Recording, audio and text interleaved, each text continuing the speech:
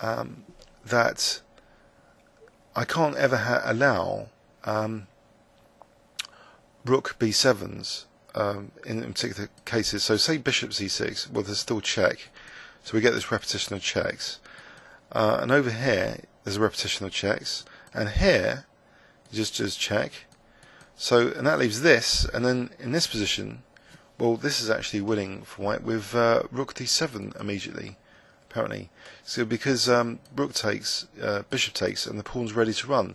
Look at the poor knight; it's hopeless. It can't help against that pawn. So this is a bit of a dire position. Actually, I didn't even see rook d7 in this variation, but here I won the rook b6. Well, black still can draw with king d8, but I shouldn't be fighting for a draw just because of this one pawn. You know, in theory, I'm like 3 pawns up. So there was a key assumption made here that the king could come over in this position to help this pawn.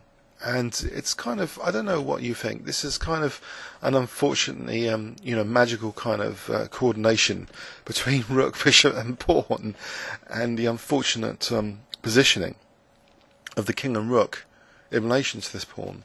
So earlier, in fact, you know, there was no need even to use the king like that. The king could have evaded altogether with like h5 and king h7 and just let the rook, you know, blockade for as long as possible this pawn, you know, with rook a7, a dark square where the bishop could not attack it. And meanwhile, you know, even, you know, prepared to sack the rook to get these pawns up if necessary, I guess. So it's easy to say in hindsight, but this is how the major cock-up occurred. So basically, after king b8, I offer the draw at some point here. Check. Maybe it was after the check and after the draw. So it was drawn. Well, at least this time I did have a good game against Roger. I wasn't getting sort of completely murdered from the opening. So we're all square again. Another draw.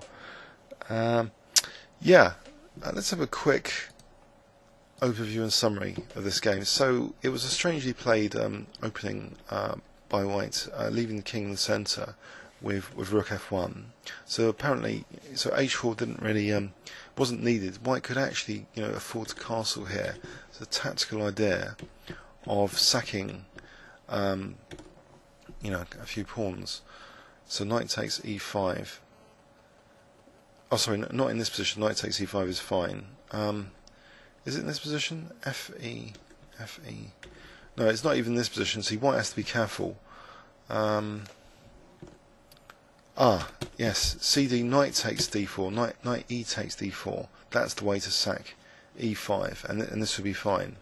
For example, like this, rook f2, and then bishop f4, and black's in trouble.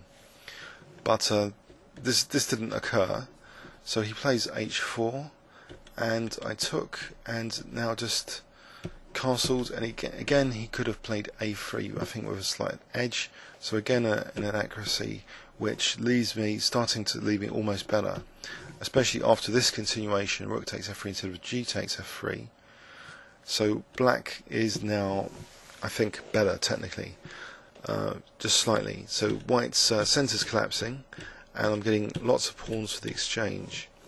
So I'm better here, and the bishop is liberated soon. The problem to watch out for is this rook infiltration, and I don't know, bishop b5 does encourage a6 and b5, which means that you know, a5 and a4 is also now supported because there's a pawn on b5, which means the bishop might be evicted from this nice, you know, diagonal. So in other words, I'm crawling up in advantage, and I really shouldn't be, perhaps. So rook c2, knight e3, and this is a blunderful continuation where he allows knight e6. So I thought it was all over here. Move 32. I thought this is it. Rook takes, rook takes. Two lovely alternatives. Knight to d4 or f4. You know, just sacking a pawn with knight d4.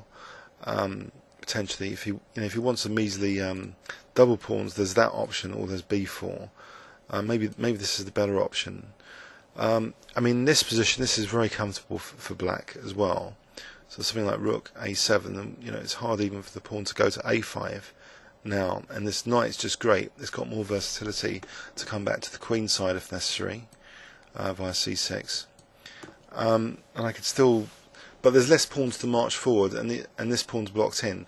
So I'd reasoned that the knight to f4 was a good idea at the time. And I think technically, yeah, Rybka likes that as well, but it's the follow-up. It needs to be more accurate. Just, h5 and king h7, and let the rook on its own, handle this pawn. So this is something kind of magical which happened here. Sorry, after a6, that the rook and bishop coordination. I just did not expect this kind of diabolical position to be, even theoretically possible. But that's the beauty of chess, that it is possible. So this kind of thing where king a8 is just losing for black means that I'm forced to accept a perpetual, and I can't even get back over here because of this rook d7. So I'm forced to just accept a perpetual. Please leave any comments or questions on YouTube. Thanks very much.